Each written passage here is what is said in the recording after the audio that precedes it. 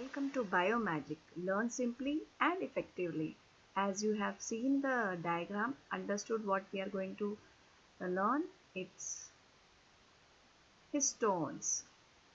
In last class we dealt about DNA helix, and in that we dealt about histone proteins, so more about histones. Now, as you all know, DNA is negatively charged polymer, very important. DNA is negatively charged polymer packed with histones. And what is histones? It is a ball of positively charged proteins. Histones are positively charged proteins which consist of basic amino acids lysine and arginine. These histones are divided into two types: core proteins and linker DNA. Core proteins include the dimers, that means 2 in number, H2A, H2B, H3, H4, that is these all are in twice dimers, 2 2, they are joined together, so they are forming 8 proteins. And that is why the core proteins is known as octamers, that means they are 8 in number. Linker DNA, they lock the DNA in place onto the nucleosome, and this can be removed in the process of transcription. Now this is the diagram of the nucleosome, this octamer. You can see this, the histones are, these are the histone proteins: H2A, H2B, H3, H4. This is the core DNA which has H1 histone which is binding to the core proteins and also binding the linker DNA. Linker DNA helps the nucleosome, helps the DNA to reside there, to be packed tightly. Okay, and this histone 1 is also helping the linker DNA and the core proteins to stay together, right? So this is what a nucleosome. Now, what is nucleosome? Nucleosome is a octamer having histone proteins wrapped with DNA helix, right, giving the nucleosome.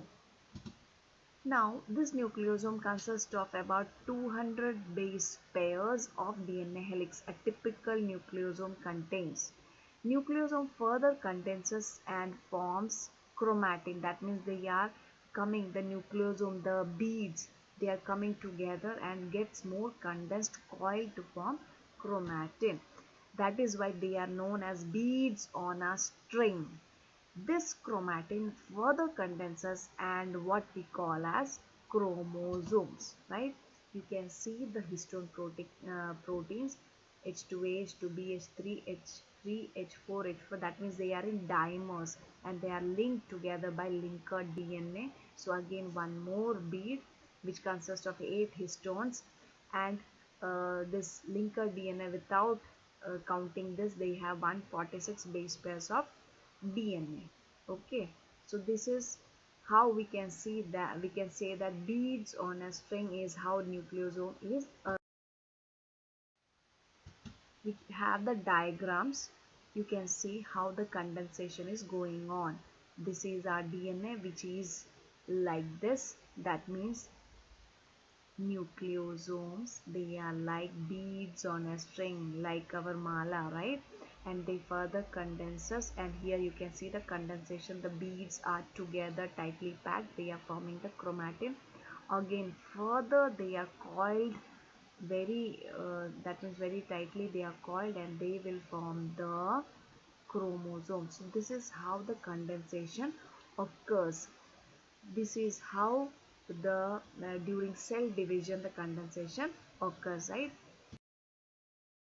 Now, while this studying packaging of DNA helix, we should not forget the two terms, that is euchromatin and heterochromatin. Euchromatin, what it is? Loosely packed. That means the nucleosomes are loosely packed. They are far away and they stains light. Whenever we are staining it, they will not absorb the stain. and transcriptionally they are very active because they are loosely packed. Now heterochromatin, in that case, they are tightly packed. The nucleosomes are tightly packed. That is why they stains dark, and they are not at all active transcriptionally, so they will not function in that process. You have the picture of heterochromatin and euchromatin. You can see this nucleosomes are loosely arranged but transcriptionally active. Here the condensation is, the rate of condensation is very high. This is this nucleus. Okay, from that we are seeing the chromosome and their structure, right? So thank you for watching. Bye.